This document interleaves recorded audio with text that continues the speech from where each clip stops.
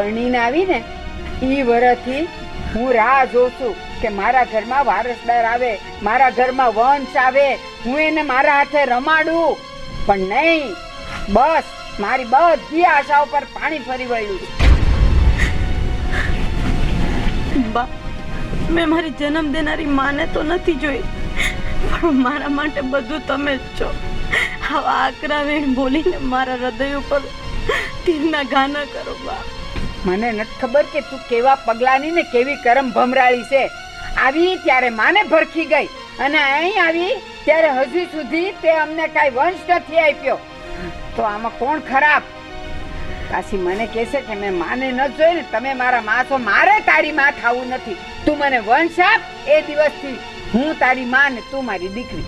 ત્યાં સુધી નહીં. જા હવે અહીંયા. બા, મારી વાત તો સાંભળો. હું સાંભળું તારી વાત?